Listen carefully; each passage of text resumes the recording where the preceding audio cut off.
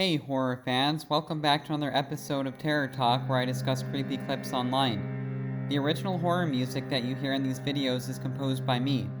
I am also a huge horror movie fan, so if you'd like my top 5 horror movie recommendations and frequent horror movie reviews sent straight to your email, check the pinned comment below after watching. I also have another free gift that will inspire that creepy side of your imagination. Now let's get into it and have some fun.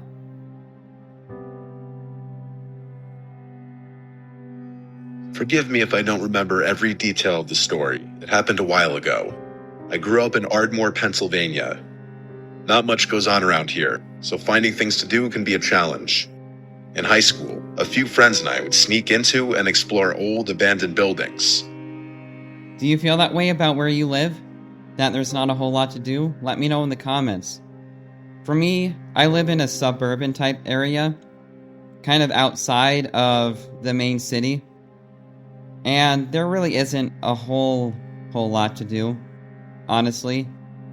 And the stuff to do is more in the main part of the city, but I hate going downtown. But let me know if you feel the same way about where you live.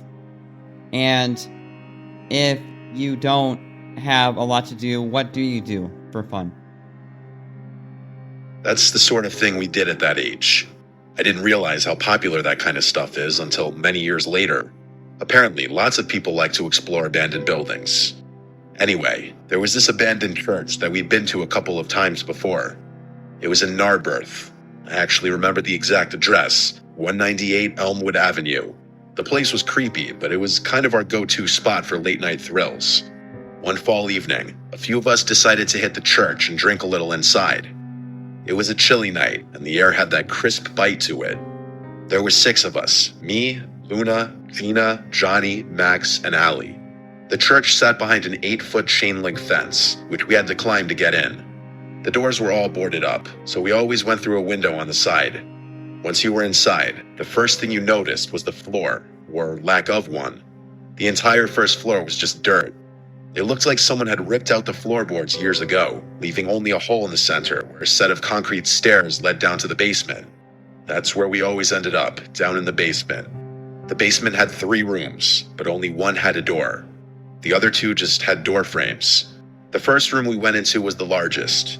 There wasn't much in it, just some old furniture, broken chairs, a busted couch.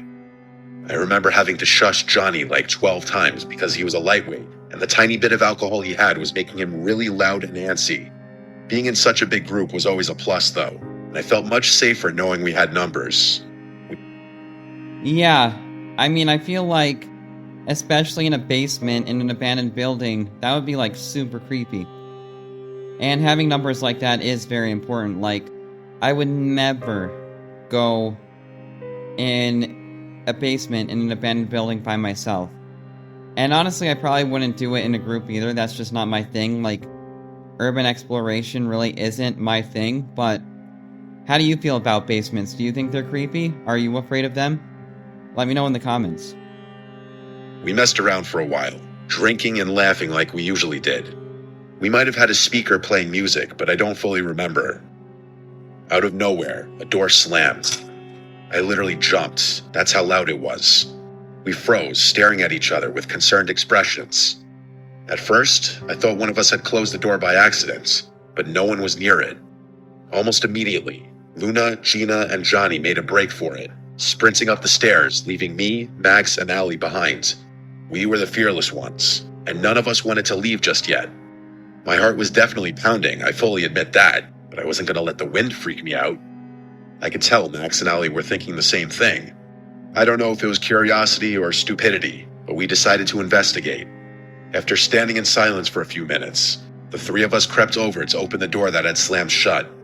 Behind it was a small room, and the first thing I saw was a dresser. The mirror on top of it was cracked, and there were red stains smeared across the surface. At first, I thought it was old paint or something, but when I got closer, I realized something terrifying. It wasn't completely dry. The stains still had that sticky sheen to them, like whatever it was hadn't been there for long. I felt the hairs on my neck stand up, and Man, that would be creepy, wouldn't it? To find that kind of substance on a mirror, and What do you think that is? Is that blood? Or is that paint? I don't know. It sounds like it could be either, but either way, super creepy. I was having second thoughts about not leaving sooner. Someone, or dare I say something, had recently been in this room. Then I saw the picture. There was an old photo on top of the dresser. A black and white shot of a woman in a wedding dress. She was smiling, but there was something off about it. The whole thing gave me a bad feeling.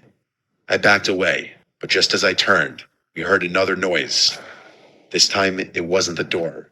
It was coming from one of the other rooms. It was coming from the room we had just been in. That's when Max and Allie both decided they'd had enough. I wasn't going to argue with them. We grabbed our stuff and ran out of there as fast as we could. When we climbed back over the fence and hit the pavement, none of us said a word.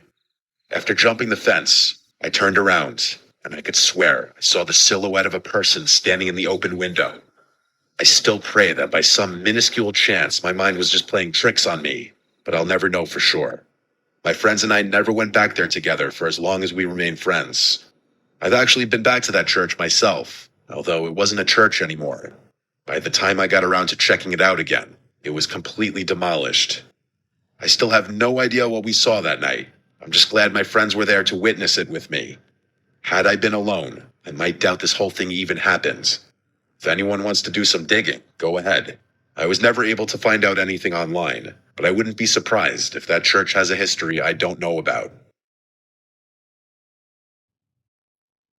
Yeah, that's pretty creepy.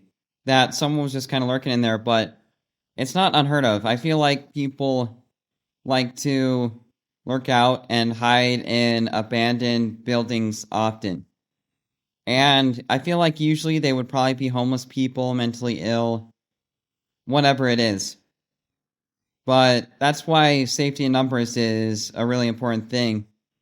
Because you never want to go into that kind of situation alone, because it could have potentially had different outcomes.